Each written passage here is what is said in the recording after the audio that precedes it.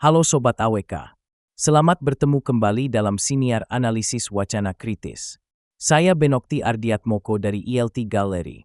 Dalam episode sebelumnya, kita sudah melihat bagaimana kekuasaan bekerja dalam hubungan sosial, bagaimana bahasa dan wacana bisa mengatur siapa yang berbicara, siapa yang didengar, dan siapa yang diabaikan. Tapi kekuasaan tidak berhenti di sana. Ia tidak hanya mengatur perilaku dari luar, tetapi juga membentuk cara kita berpikir, merasa, dan menilai sesuatu dari dalam diri kita sendiri. Dan disinilah kita berbicara tentang kekuasaan dan ideologi.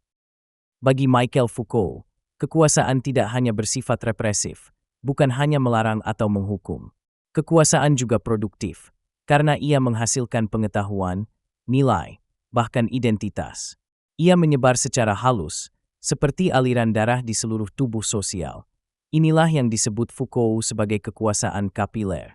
Ia menembus kehidupan sehari-hari kita, di ruang kelas, di media sosial, di layar televisi, bahkan dalam cara kita memandang diri sendiri.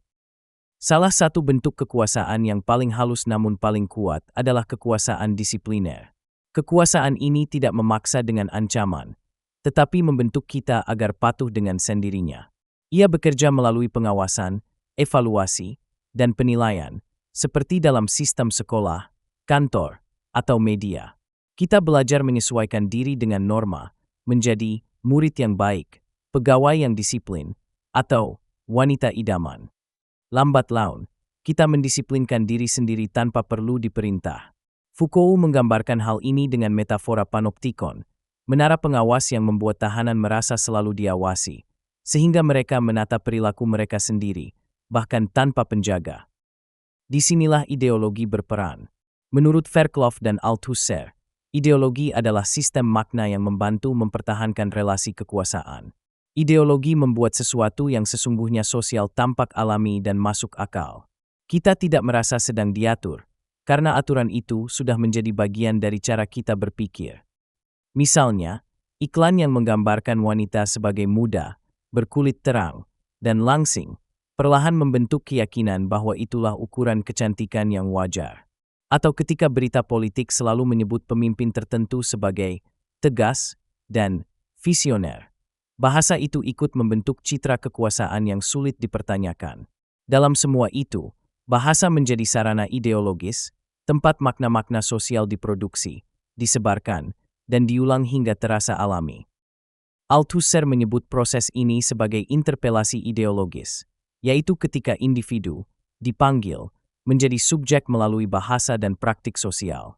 Ketika seseorang disebut warga yang baik, ibu yang ideal, atau murid berprestasi, ia seolah diundang untuk menyesuaikan diri dengan citra itu.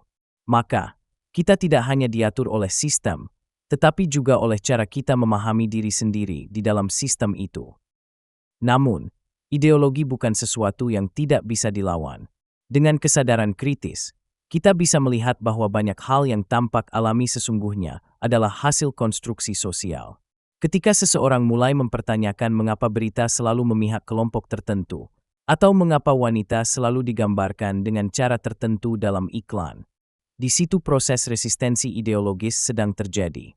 Analisis wacana kritis membantu kita membuka lapisan-lapisan makna itu, melihat bagaimana bahasa digunakan untuk mempertahankan kekuasaan, sekaligus bagaimana bahasa juga bisa menjadi sarana untuk menantangnya.